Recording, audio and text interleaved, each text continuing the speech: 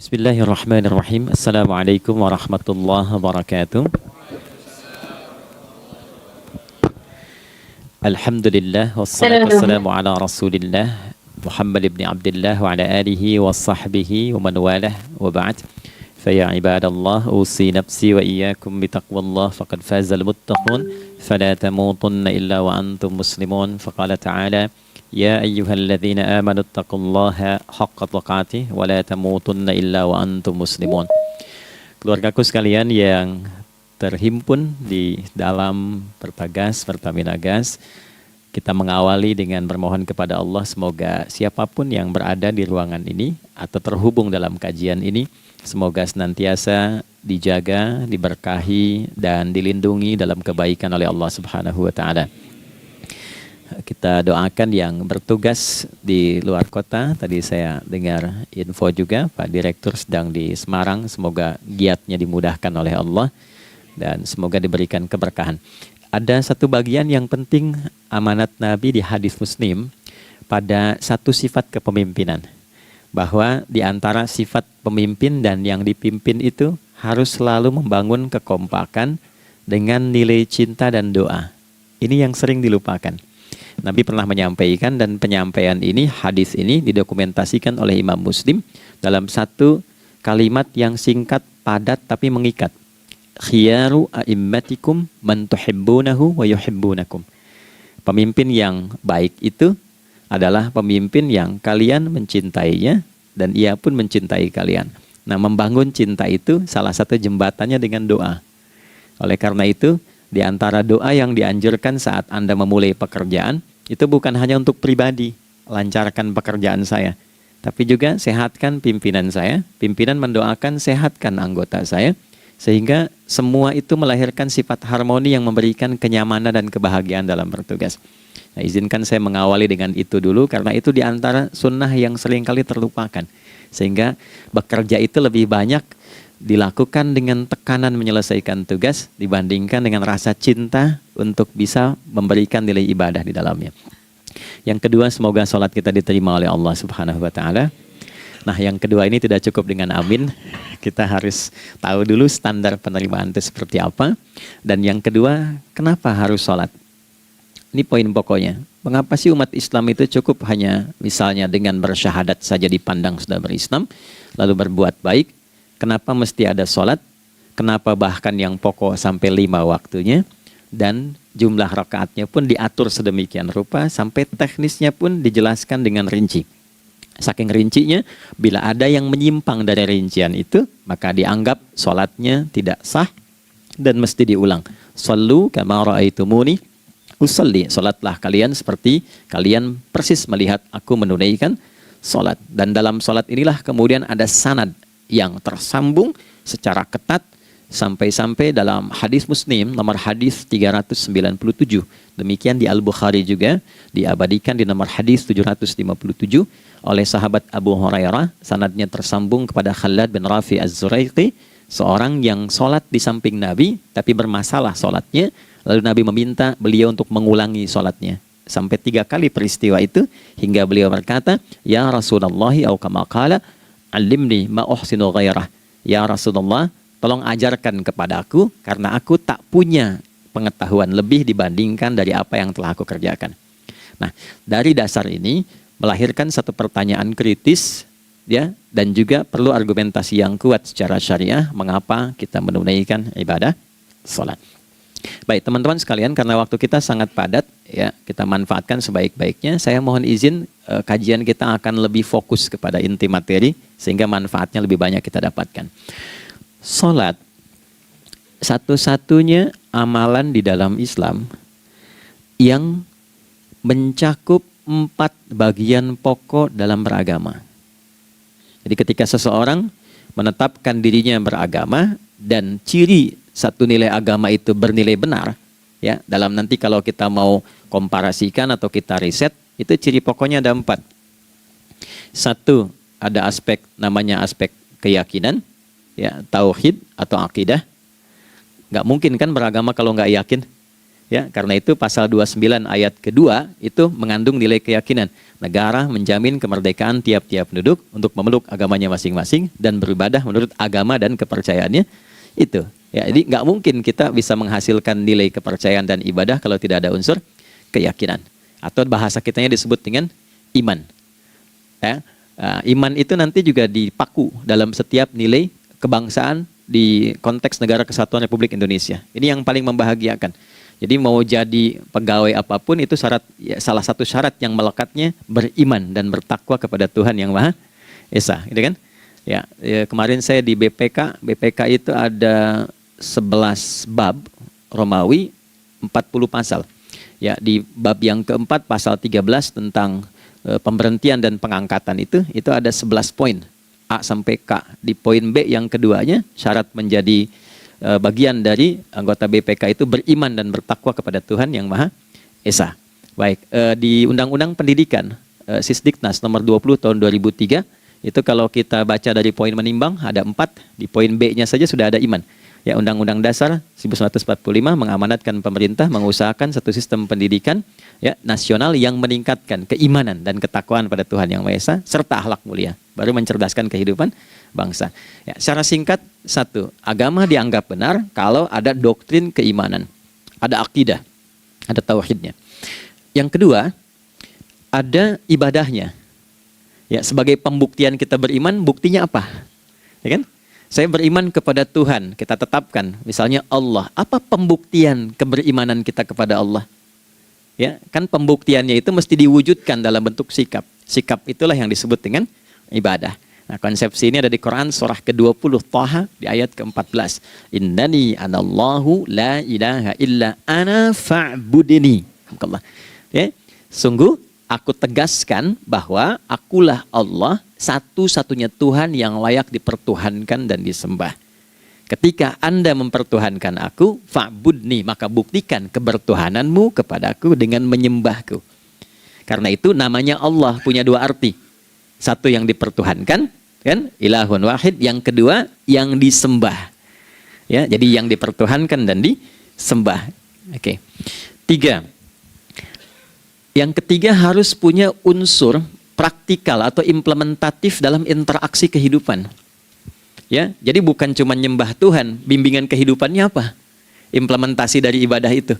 Ya, ciri umat beragama itu kan bukan hanya sekedar saya yakin, beriman, saya ibadah. Terus bukti ibadah itu dibawa dalam berinteraksi hariannya seperti apa wujudnya. Ya, makanya ketika dulu orang itu jujur, orang itu bangga dengan kejujurannya bukan sebagai orang jujur, tapi sebagai muslim. Jadi ketika ditanya, kenapa Anda jujur? Karena saya muslim.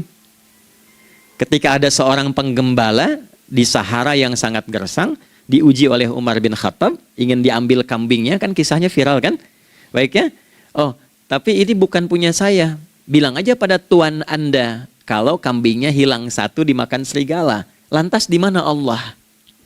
Jawaban itu yang menggetarkan kepada jiwa. Jadi kebenaran yang diungkap dengan sikap kejujuran itu implementasi nilai beragama.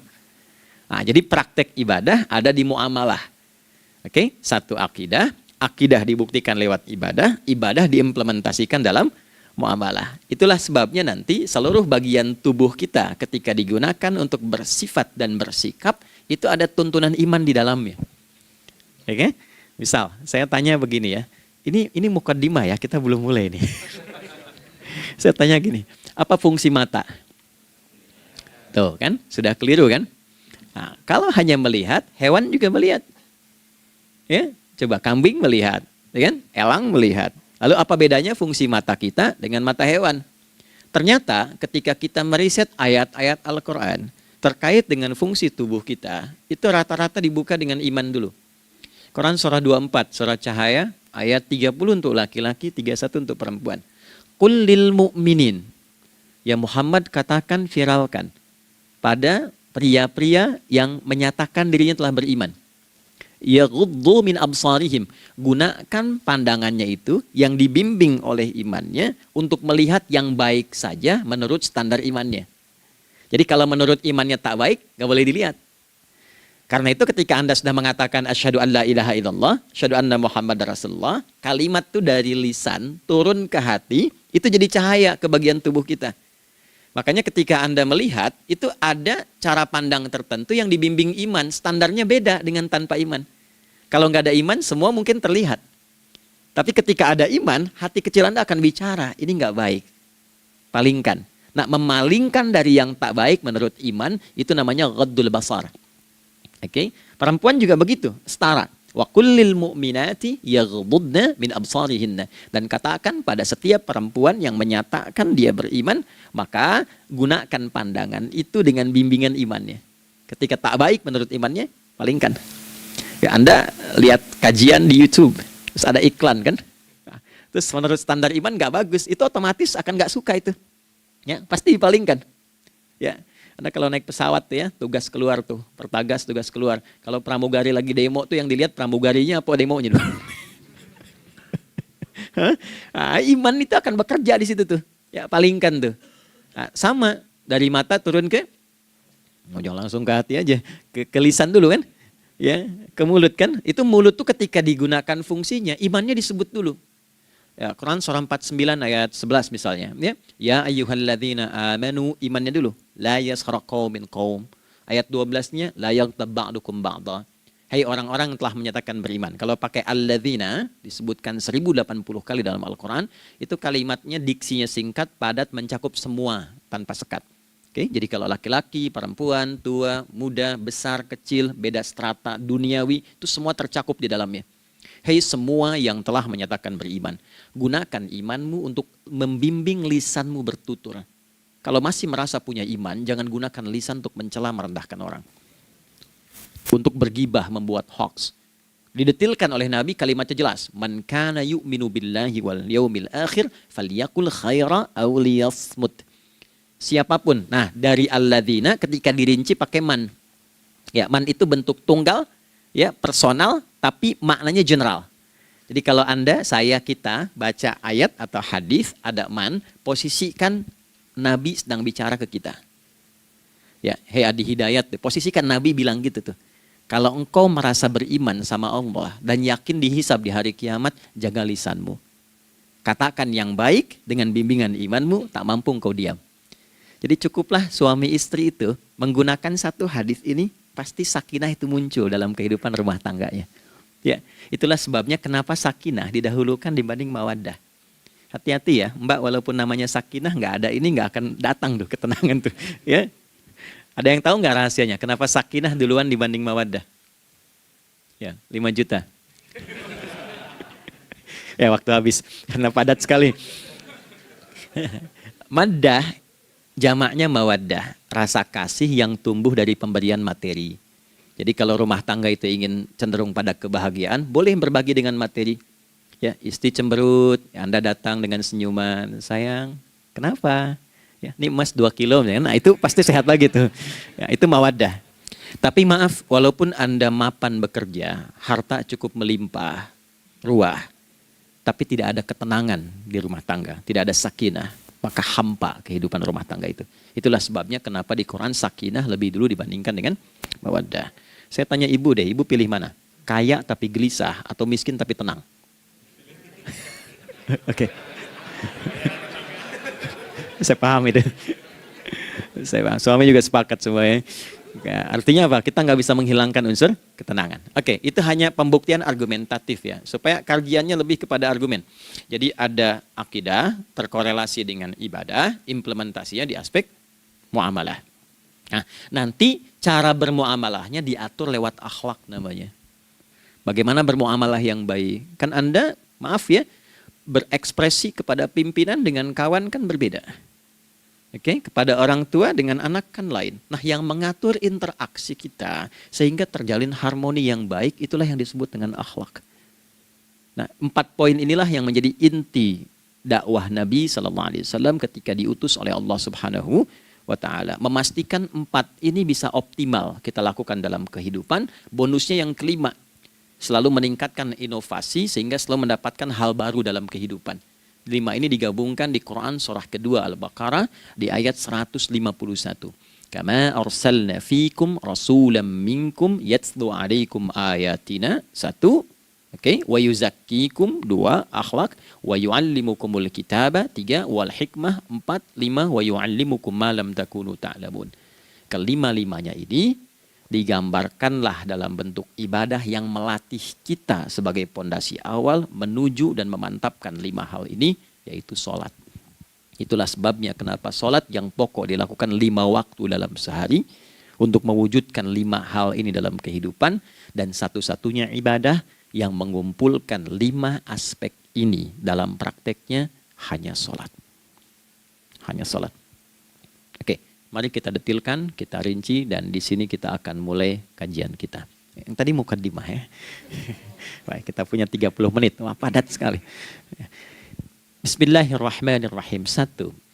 Salat adalah perwujudan iman seorang hamba. Karena itulah kalimat salat pertama kali disebutkan dalam Al-Quran, itu letaknya setelah kalimat iman. Al-Baqarah ayat 3. Alladzina yu'minuna bil ghaibi wa yuqimunas shalah. Orang-orang yang telah menyatakan beriman dan konsisten menjaga imannya. Beda alladzina amanu dengan yu'minun. Amanu telah beriman. Tapi kalau dia komitmen dan konsisten terus menjaga imannya sampai saat dia berpulang pada Tuhannya, maka berubah nanti bentuknya kalau di bahasa Arab jadi mudhari'. Ya, di bahasa Inggris kan tuh punya 3 arti. Present, continuous, and future. Jadi kalaupun sekarang terus berlangsung sampai masa depan pun saya tetap akan beriman. Nah, pembuktian untuk menjaga iman itu pembuktian utamanya pada sholat. Itulah sebabnya satu-satunya amal ibadah dari rukun Islam yang 5 itu, ya, satu-satunya amal ibadah yang disebut iman dalam Al-Quran hanya sholat. Teman-teman boleh buka Quran surah kedua Al-Baqarah di ayat 143. Ya, di pertengahan ke ujung ayatnya. Saya percepat. Wa ma kana Allahu liyudhi'a imanakum. Dan Allah nggak akan pernah menyia-nyiakan sholat seseorang yang dikerjakan karena imannya. Ayat ini turun, ketika ada terjadi pergantian arah kiblat. Dari yang tadinya semula ke Masjidil Aqsa, lalu berputar 180 derajat, beralih ke Masjidil Haram. Nabi sedang berada di luar Madinah. Madinah tempo dulu, wilayahnya nggak seluas cakupan sekarang. Oke, kalau diilustrasikan, area sekitaran Masjid Nabawi sekarang itulah Madinah lah. Di luar itu sudah di luarnya. Nah, Nabi sedang sholat, riwayatnya banyak menyebutkan, ada yang mengatakan zuhur, ada asar, ada maghrib. Di pertengahan itu turunlah Al-Baqarah ayat 144. Qad nara taqalluba wajhika fis sama' falanuwalliyannaka qiblatan tardaha fawalli wajhaka syatral masjidil haram. Maka berputarlah dengan turunnya ayat ini 180 derajat menghadap ke arah Masjid Al-Haram. Problemnya adalah ketika Nabi dan pengiring beliau kembali ke Madinah, area Masjid Nabawi, kan nggak semua masyarakat ikut. Maka virallah informasi itu bahwa kiblat telah beralih ke kiblat awal, yaitu Ka'bah Al-Musyarrafah. Maka penduduk panik pada saat itu. Status sholat kami yang tadi dikerjakan bagaimana? Karena sudah nggak bisa diulang, sudah pindah waktu. Maka turunlah kemudian firman Allah yang Al-Baqarah 143 itu, wa ma kana Allahu liyudhi'a imanakum.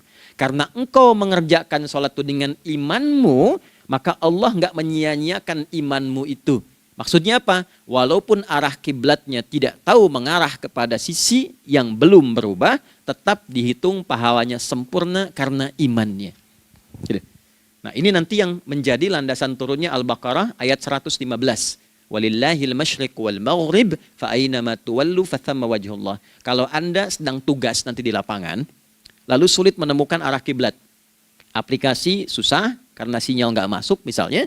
Oke, kemudian juga matahari agak remang-remang sehingga sulit untuk terlihat patokannya. Maka dengan keyakinan, dengan iman itu, menghadaplah ke arah yang kita yakini, maka berlakulah Al-Baqarah 115. Di saat itu diterima amal ibadah kita sama dengan yang menghadap kiblat dengan dasar imannya. Oke, nah pengertian terbaliknya, mafhum mukhalafahnya, maka Nabi mengatakan, al-farqu bainal mu'min wal kafir tarkus shalah. Beda antara orang yang beriman dengan yang belum beriman adalah pada sholatnya. Jadi kalau ada orang mengatakan sudah beriman dan tidak menunaikan sholat, ini artinya keimanannya belum diakui sepenuhnya oleh Allah Subhanahu wa taala. Jelas ya? Halo, kenapa sedih begini? Maaf, saya terlalu cepat nggak? Enggak ya, baik. Jadi dalam poin ini penting pembedanya di sholat. Itulah sebabnya kenapa dari kecil kan, usia sekian, dari mulai 3 ke arah 7 tahun contohkan. Ya, orang tuanya sholat bentangkan sejadah.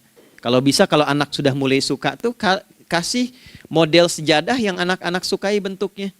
Ya, dulu ada anak saya senang model mobilan, saya tidak sebutkan supaya tidak endorse gitu ya. Dikasih sejadah dengan pola itu, dia senang tuh ikutin. Kita nggak minta sholat, dia datang sendiri. Ya, nanti setelah mulai 7 tahun kan baru diajarkan dengan baik, diajak ke masjid kalau yang laki-laki. Demikian seterusnya. Ya, mengapa dari awal dituntun seperti itu? Untuk memberikan sebuah penguat bahwa penjagaan iman dimulai dari sejak dini. Ya, tapi di Indonesia saya perhatikan kelasnya sudah advance. Ya, TK sudah manasik gitu. Oke. Itu satu ya. Karena nanti kalau Nabi bilang begitu artinya akan terjadi orang mengatakan beriman tapi tidak sholat. Ya, makanya keras dari awal Nabi katakan bahwa pembeda antara orang yang beriman dengan yang baru klaim beriman itu pada sholatnya. Ya, pada sholatnya. Mengerjakan sholat maka sah status imannya, tidak menunaikan sholat maka bermasalah imannya. Itu poin yang pertama. Yang kedua teman-teman sekalian, ibadah. Kita lanjut ya. Sholat adalah bagian pokok terpenting dari ibadah. Nah, di sini kita akan mulai membuka sedikit rahasia terkait dengan aspek ibadah ini. Teman-teman sekalian, ternyata sholat ini ketika oleh Allah diturunkan dalam Al-Quran, dalam konteks penunaian ibadah, bukan berarti hanya mengkoneksikan atau mengkorelasikan hubungannya dengan iman saja, bukan. Karena saya beriman, saya buktikan ibadah nyembah Allah lewat sholat. Dalilnya Quran surah ke-20 ayat 14. Innani anallah la ilaha illa ana. Aku tegaskan akulah Allah, nggak ada Tuhan yang layak dipertuhankan dan disembah kecuali saya. Fa'budni, kalau Anda telah menyatakan beriman padaku, buktikan keberimananmu dengan menyembah saya dalam ibadah. Bentuknya bagaimana ya Allah? Teruskan ayatnya. Wa aqimis sholata. Tunaikan sholat sebagai bukti ibadah. Itu li dzikri, sebagai zikir kepadaku. Jadi korelasi antara ibadah dengan iman, sudah kita sebutkan dalilnya. Sekarang ibadahnya tersendiri ketika ditunaikan, apa manfaat dari ibadah itu? Mengapa mesti ada 5 waktu? Dan apa turunan manfaatnya dalam kehidupan kita? Kalau kita mengerjakan itu, dampaknya kepada kehidupan kita apa? Nah, inilah indahnya di dalam Islam, dijelaskan dalilnya, diberikan contohnya, diberikan alasannya, dan yang paling indah, diberikan penjelasan dengan detail tentang manfaat-manfaatnya. Ini tidak ditemukan di dalam konsep keyakinan manapun. Kalau teman-teman boleh mau riset silahkan. Ada nggak satu keyakinan agama tertentu yang dari ibadahnya tuh diatur? Cara memulainya, bacaannya, detailnya, manfaatnya, waktunya, sampai dengan hasilnya, sampai kiamatnya. Ini menunjukkan bukan karya manusia. Bukan karya manusia. Kalau karya manusia setiap orang bisa buat itu. Ya, ketika ini menunjukkan bukan karya manusia, maka pertanyaannya dengan cara apa lagi Allah memberikan pembuktian pada kita bahwa Ia Tuhan yang hak yang harus kita sembah. Nah, kalau sudah paham, mari kita rincikan turunan tentang sholat ini. Kita mulai satu-satu teman-teman sekalian dari waktu sholat. Seperti kita ketahui waktu sholat ada 5. Tapi yang sering kita dapati dari yang 5 ini tidak semua orang mengetahui tentang makna dari nama dan pembagian di waktu ini. Yuk kita mulai rincikan. Sholat yang pertama namanya apa? Gak usah khawatir, menang gak dapat hadiah kalau benar. Salah juga keterlaluan. Oke, 1 subuh. Dia satu-satunya nama sholat yang punya 2 nama ya. Subuh dan fajar. Oke, Pak Fajar, Pak waktu sholat. 2, zuhur. 3, asar. 4, maghrib. 5, isya. Oke, rumus hitungannya 24, 4, 3, 4. Ya. Rumus bilangannya 24, 4, 3, 4. Kalau mau tanya nomor koneksi dengan Allah, 24, 4, 3, 4, 2 subuh, 4 zuhur, 4 asar, 3 maghrib, 4 isya. Oke, pertanyaannya, apa artinya nama itu? Selama ini jangan-jangan kita hanya tahu namanya tapi tidak memahami maknanya. Itu poinnya. Oke, sekarang mari kita mulai. Izin saya tidak punya kemampuan untuk menuliskan, ya, karena memang saat ini terbatas. Tapi kalau diperkenankan bisa kita coba uraikan sedikit. Baik. Ya, bismillah. Jazakallah khair. Mohon fokus baik-baik karena waktunya tinggal 21 menit lagi. Izin saya pastikan dulu ya supaya terlihat dengan baik. Ibu kelihatan di sana? Bagus. Saya kira tuh hanya di Sumbawa Barat. Ternyata di Pertagas pun perempuan-perempuannya imannya luar biasa. Maksudnya belum saya tulis sudah kelihatan. Imannya luar biasa. Oke, kita mulai dari yang pertama ya. 5 waktu sholat. Kita mulai dari 1 dulu. Subuh, teman-teman saya turunkan dulu ya. Izinkan saya tulis pakai bahasa Arab dulu supaya gampang. 1, dia punya 2 nama. Di angka Arab ya. Kalau yang gini angka Hindi. Anda yang di admin di komputer pasti tahu. Ada Fajr. Kata subuh ditemukan di Al-Quran surah ke-81 At-Takwir ayat 18. Kalau keliru tolong diingatkan.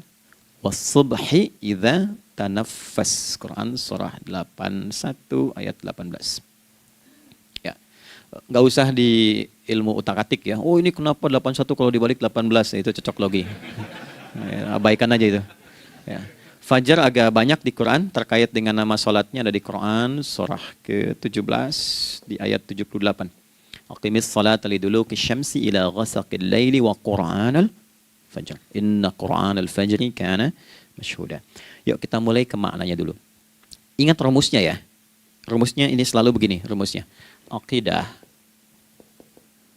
selalu punya korelasi dengan ibadah. Ibadah selalu punya korelasi dengan muamalah, interaksi harian kita. Muamalah hiasannya adalah akhlak. Nah, barulah kemudian di sini muncul inovasi dalam kehidupan, hal yang baru. Hidup ya, yang mengacu pada 2 kebahagiaan yaitu dunia dan akhirat. Ya, konsepsi ini nanti ditemukan di Quran surah ke-2 Al-Baqarah ayat 201 dan menjadi doa paling favorit umat Islam Indonesia saat ini. Rabbana atina fid dunya fil akhirati. Oke, ya cukup. Subuh. Ini rumus dasarnya. Dari akidah kita beriman, pembuktian imannya lewat ibadah salat. Apa hubungan salat dengan aktivitas harian kita? Subuh asalnya terkolerasi dengan kata asbah. Oke? Asbah itu asalnya sesuatu yang sudah siap dengan rencana yang matang. Baik, orang Arab tuh kalau bertanya begini, kaifa asbahta ya akhi? Kaifa asbahti ya ukhti? Bagaimana kabarmu di pagi ini? Itu bukan hanya nanya kabar kesehatan. Beda dengan kaifa haluk, beda. Ya, itu bertanya bagaimana kabarmu hari ini, aktivitasmu bagaimana? Lancar, sudah siap, planning bagus, dan sebagainya. Ya, itulah sebabnya ketika Allah bersumpah dengan awal waktu, penandanya adalah planning kegiatan.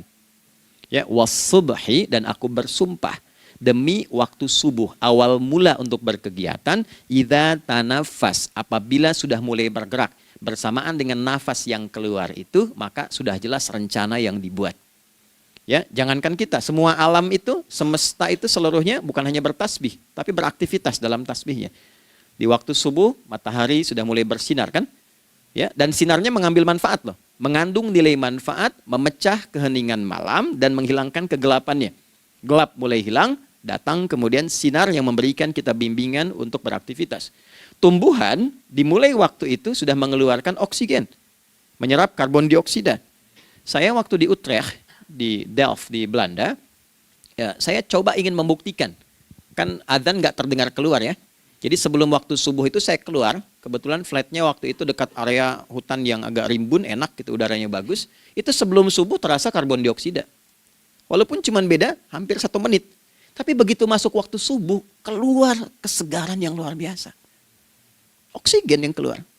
Ya, Ini kan nggak mungkin kalau kuasa Allah tuh nggak mungkin terjadi seperti ini kalau bukan kuasa Allah Subhanahu wa taala. Tapi poinnya adalah yang bicara begini Quran. Nah, sekarang yang ingin saya katakan adalah alam semesta dalam konteks seperti matahari, kemudian tumbuhan, binatang, ayam bahkan mulai berkokok, punya planning yang teratur. Masa kita makhluk yang dihisab tuh nggak teratur? Nggak punya perencanaan? Maka subuh itu mengajarkan kepada kita, jangan sampai ada orang Islam yang punya keimanan, lalu menunaikan sholat, diajarkanlah oleh Allah, setiap masuk subuh itu harus punya agenda yang jelas. Planning yang terukur. Jangan terjadi mengaku muslim, beriman, tapi nggak jelas perencanaan hidupnya. Jam 7 mau di mana? Jam 8 kerjakan apa? Anda dari sini ketemu 7 ke 4, atau setengah 8 ke setengah 5, 8 jam kerja. Oke, berangkat jam berapa? Petakan di jalan macetnya di sebelah mana? Ukur sampai kantor tiba jam berapa? Apa yang mau dikerjakan di kantor? Itulah Islam, itulah subuh. Sehingga tidak ada satupun orang Islam di era Nabi mengajarkan beraktivitas kecuali terukur dan teratur. Bahkan Nabi memulai itu evaluasinya di malam hari. Sehingga turun di antara surah Al-Insyirah itu ada ayat yang tegas mengatakan di ujungnya, فَإِذَا فَرَغْتَ فَانْصَبْ. Evaluasi yang telah berlalu di malam hari, evaluasinya menyeluruh sampai ke zikirnya. Dicatat nih. Ya, aku hari ini secara spiritual itu, mohon maaf, sholat jamaahnya berapa waktu tuh? Dari 5. Oke? Misalnya dari 5 itu cuma 4, berarti koreksi ada yang kurang. 1. Ya. Yang kedua, secara intelektual sudah berapa bacaan yang dibaca saat ini? Ilmu yang ditingkatkan, mensyukuri anugerah akal dan sebagainya. Bekerja sempurna enggak? Turunkan ibadahnya bagaimana? Ketika ada yang kurang, istighfari. Ya, sebagai seorang ayah, ada enggak sesuatu yang salah yang dilakukan belum sempurna? Sebagai seorang ibu, anak dan sebagainya, istighfar. Itulah sebabnya sebelum tidur Nabi ajarkan istighfar. Yang kita tahu 70 kali kan, 100 kali. Yang saya tanya, 1 ke 70 itu istighfar apa saja? Apakah hanya bilangan di lisan? Atau dari lisan diingatkan oleh pikiran, ditembuskan ke hati? Istighfar sebagai seorang ayah yang kurang maksimal melihat anak dengan baik. Anda boleh punya jabatan di kantor, boleh direktur, boleh manajer, boleh macam-macam. Tapi ketika Anda pulang, Anda seorang ayah. Saya di Timur Tengah disebut syekh, di sini dipanggil kiai, dipanggil ustadz. Pulang ke rumah, anak saya nggak kenal itu semua. Anak saya nggak peduli itu semua.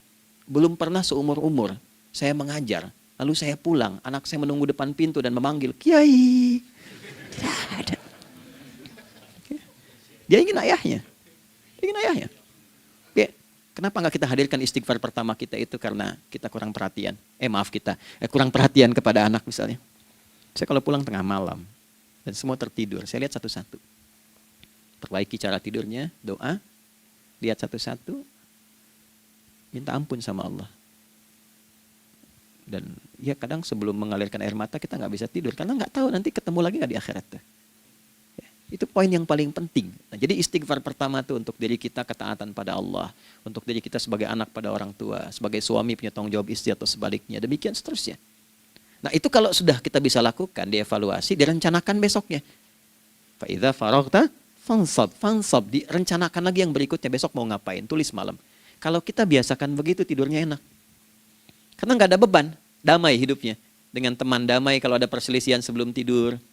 Ya, jadi nggak ada orang mengigau itu masalah-masalah kehidupan dunia yang belum tuntas. Ini dunia saat terjaga bermasalah, saat tidur pun masih bermasalah. Gara-gara kamu nih, kapan istirahatnya? Ya. Nah, ketika kita bangun dari subuh itu, maka rencana yang sudah kita siapkan itu teman-teman sekalian, dibawa menghadap Allah supaya minta kemudahan, minta kelancaran, minta pendampingan, minta bimbingan.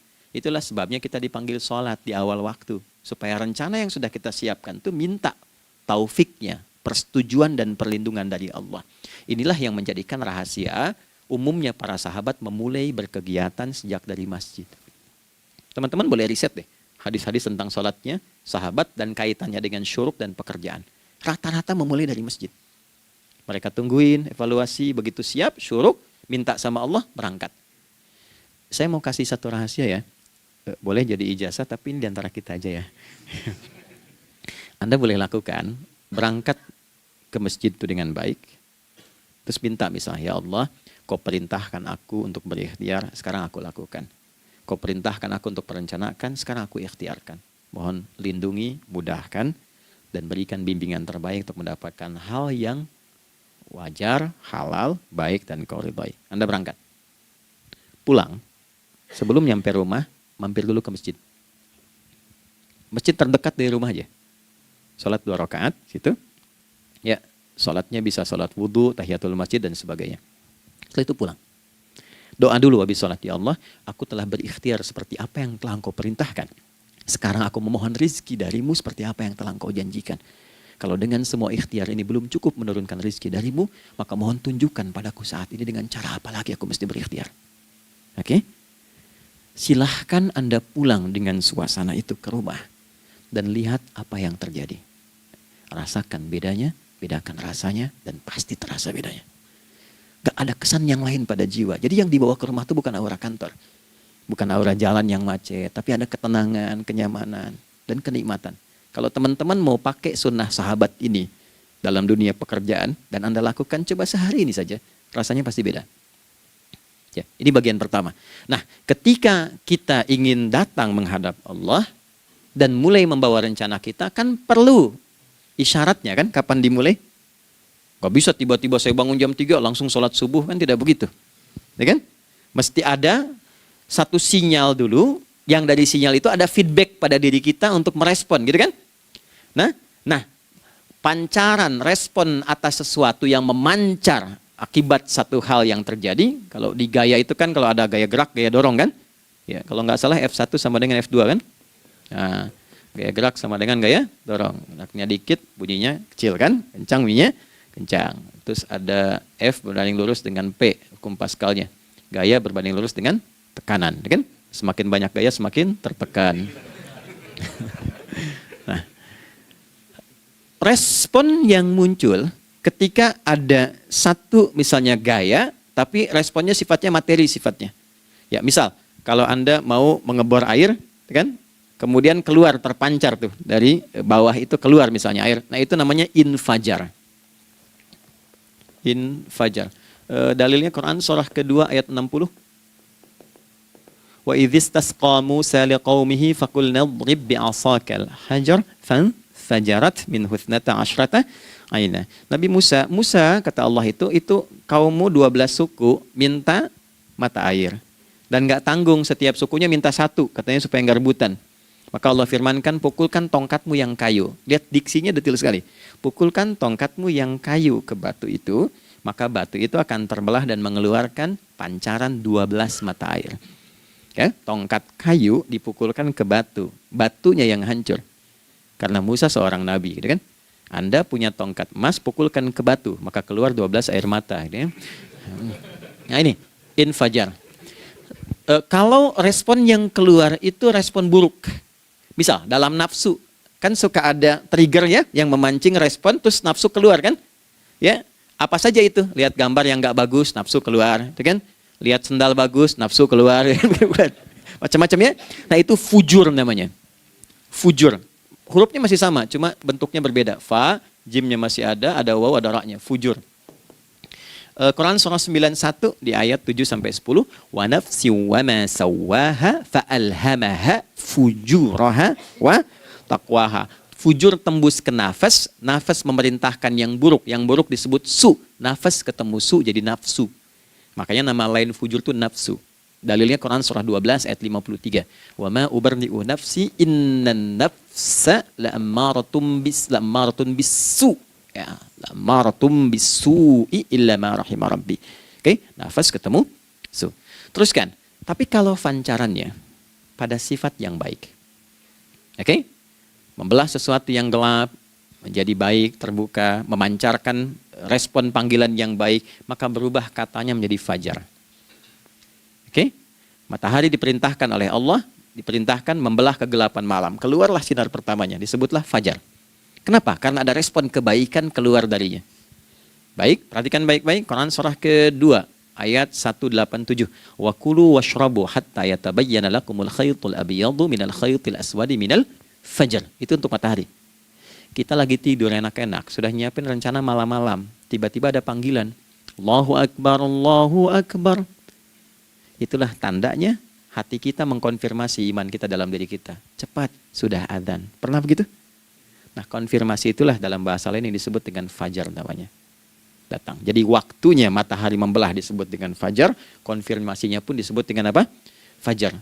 Ya, jadi bersamaan waktunya dengan dua hal itu. Datanglah panggilan. Itu yang dimaksud Quran, hubungan iman dengan konfirmasinya sampai ke sholatnya ada di Quran surah 8 ayat 2. Innamal mu'minuna iman. Alladzina idza dzukirallahu adzan. Wajilat qulubuhum iman. Jadi begitu ciri iman itu ada dalam jiwa, dipanggil lewat adzan, kan? Allahu Akbar, langsung merespon, ya Allah sudah adzan. Walaupun setelah adzan ada lagi getaran, baru adzan belum qomat gitu kan. Nah, misal ya. Nah, tapi inilah fajar. Jadi maksudnya rencana Anda ini agak jarang dibahas ya.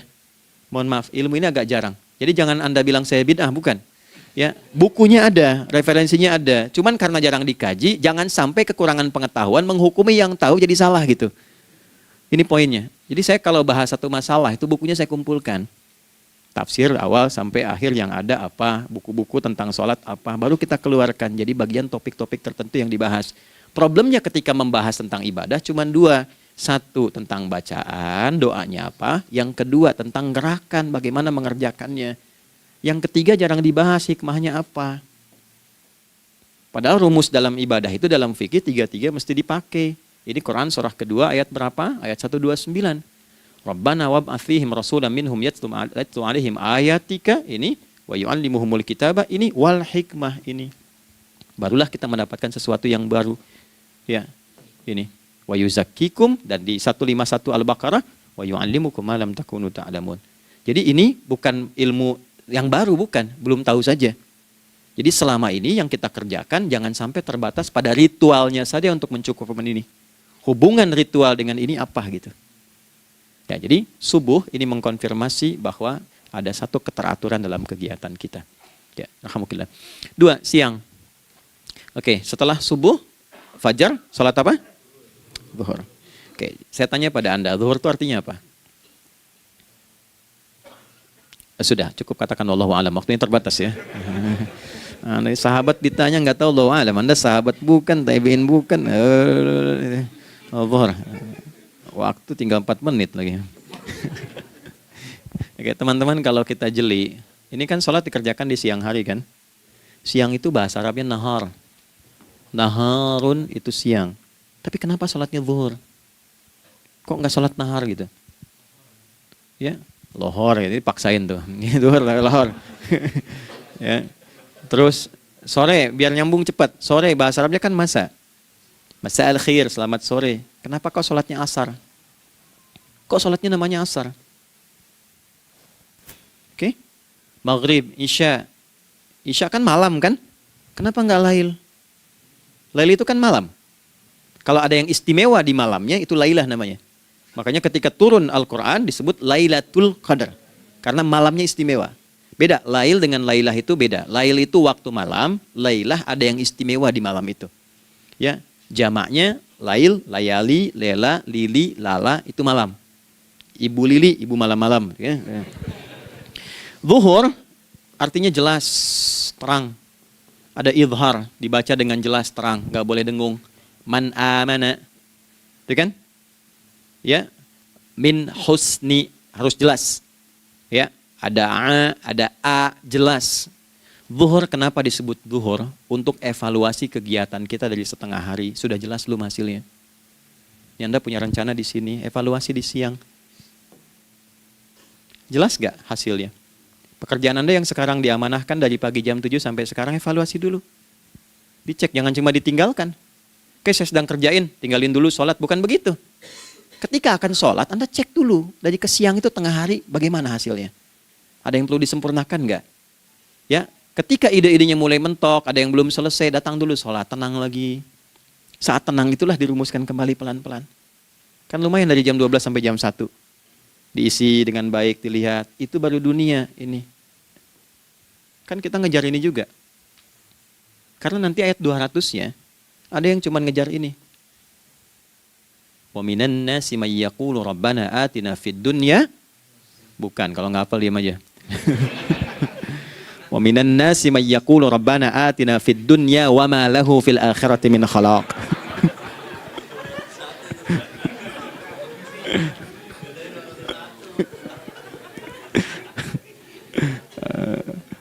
Paham kan? Dan di antara manusia ada yang fokusnya hanya dunia yang dikejar, sehingga nggak kebagian akhiratnya. Padahal dia tahu dia mau pulang. Yang lebih aneh lagi, pengen pulang surganya Firdaus dekat dengan Nabi. Tapi tiap hari yang dikerjakan dunia, dunia lagi, berangkat gelap, pulang gelap, terus meninggal gelap juga. Ini kan repot.